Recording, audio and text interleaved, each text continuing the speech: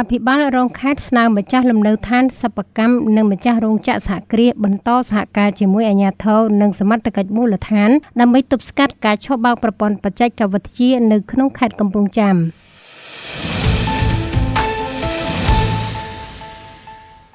នេះឱកាសដឹកនាំក្រុមការងារចុះផ្សព្វផ្សាយអនុក្រឹត្យលេខ03របស់រាជរដ្ឋាភិបាលកម្ពុជានិងអនុវត្តវិធានការរដ្ឋបាលចំហពាក់ព័ន្ធទៅនឹងការបង្ក្រាបបទល្មើសល្បែងតាមប្រព័ន្ធបច្ចេកវិទ្យា Online Scam នៅរោងចក្រផលិតឆ័ត្រ King Fu International Agro ស្ថិតនៅក្នុងភូមិលវាឃុំលវាស្រុកព្រៃឈរខេត្តកំពង់ចាមនៅថ្ងៃទី17ខែមីនាឆ្នាំ2026លោកក្លូតចិន្តាអភិបាលរងខេត្តនិងជាប្រធានលេខាធិការដ្ឋានតំណាងឯកឧត្តមអ៊ុនចិន្តាអភិបាលនៃគណៈអភិបាលខេត្តកំពង់ចាមបានស្នើឲ្យម្ចាស់លំនៅឋានសិប្បកម្មនិងម្ចាស់រោងចក្រសហគ្រាសបន្តការសហការជាមួយអាជ្ញាធរនិងសមត្ថកិច្ចមូលដ្ឋានដើម្បីទប់ស្កាត់ការឆបោកប្រព័ន្ធ Scam Online នៅក្នុងភូមិសាស្ត្រខេត្តកំពង់ចាម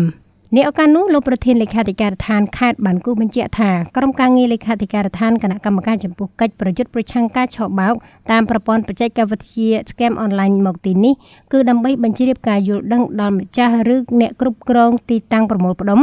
នៅក្នុងនោះរួមមានផ្ទះសំណាក់បន្ទប់ជួលសិប្បកម្មរោងចក្រសហគ្រាសដែលមានមូលដ្ឋាននៅក្នុងភូមិសាស្ត្រខេត្តកំពង់ចាមដើម្បីធានាសុវត្ថិភាពនិងដំណើរការអាជីវកម្មប្រកបរបរទទួលទានដំណើរការអាជីវកម្មប្រកបរបរទទួលទានស្របតាមអនុក្រឹត្យណែនាំលេខ03របស់រាជរដ្ឋាភិបាល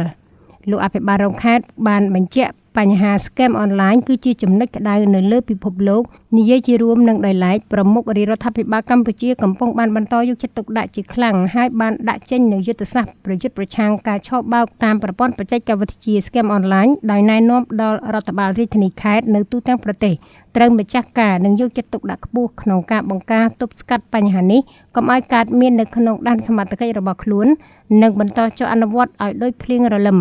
លោកអភិបាលរងខេត្តក៏បានបញ្ជាក់ផងដែរថានាពេលបច្ចុប្បន្ននេះ Scam Online ពុំមាននៅក្នុងខេត្តកំពង់ចាមនោះទេហើយដូច្នេះហើយទើបឯកឧត្តមអ៊ុនចិន្តាអភិបាលនៃគណៈអភិបាលខេត្តកំពង់ចាមបានតាំងចិត្តខ្ពស់និងណែនាំដល់ស្ថាប័នជំនាញពាក់ព័ន្ធអាជ្ញាធរនិងសមត្ថកិច្ចក្នុងមូលដ្ឋានត្រូវបង្កើនការប្រុងប្រយ័ត្នខ្ពស់អនុវត្តអនុក្រឹត្យណែនាំរបស់រាជរដ្ឋាភិបាលប្រយុទ្ធប្រឆាំងបញ្ហា Scam Online និងបន្តមិនឲ្យកើតមាននៅក្នុងភូមិសាស្ត្រខេត្តកំពង់ចាមជាដាច់ខាតទោះជាយ៉ាងណាកិច្ចការងារនេះតម្រូវឲ្យមានការចូលរួមចំណែកពីគ្រប់ភាគីពាក់ព័ន្ធតាមរយៈការសង្កេតការឃ្លាំមើលនិងផ្ដល់ការរាយការណ៍មកអាជ្ញាធរមានសមត្ថកិច្ចទាន់ពេលវេលាករណីមានការសង្ស័យទៅលើបុគ្គលិករោងចក្រស្នាក់នៅទីនេះទាំងជនបរទេសនិងជនជាតិខ្មែរមួយវិញទៀតបន្ទាប់ពីការទទួលបានខ្លឹមសារផ្សព្វផ្សាយនេះទៅសូមយកទៅផ្សព្វផ្សាយបន្តដល់កម្មករនិយោជិតឲ្យបានគ្រប់គ្នាផងដែរធ្វើយ៉ាងណាឲ្យខេត្តកំពង់ចាមគ្មាននិងបន្តកុំឲ្យមានការឆបោកតាមប្រព័ន្ធបច្ចេកវិទ្យា Scam Online ជារៀងរហូត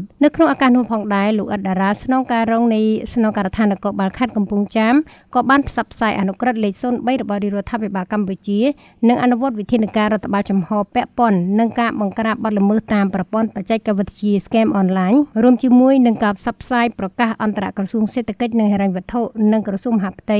ស្ដីពីបែបបទនិងនីតិវិធីនៃការផាកពិន័យចំពោះម្ចាស់ឬអ្នកគ្រប់គ្រងទីតាំងរស់នៅប្រមូលផ្ដុំលេខ161សហវប្រកអតចទៅដល់ម្ចាស់រោងចក្រដើម្បីបន្តការផ្សព្វផ្សាយបញ្ជ្រាបការយល់ដឹងទៅដល់កម្មករនិយោជិតនៅក្នុងរោងចក្រនីមួយៗឲ្យចូលរួមសហការទប់ស្កាត់ផងដែរ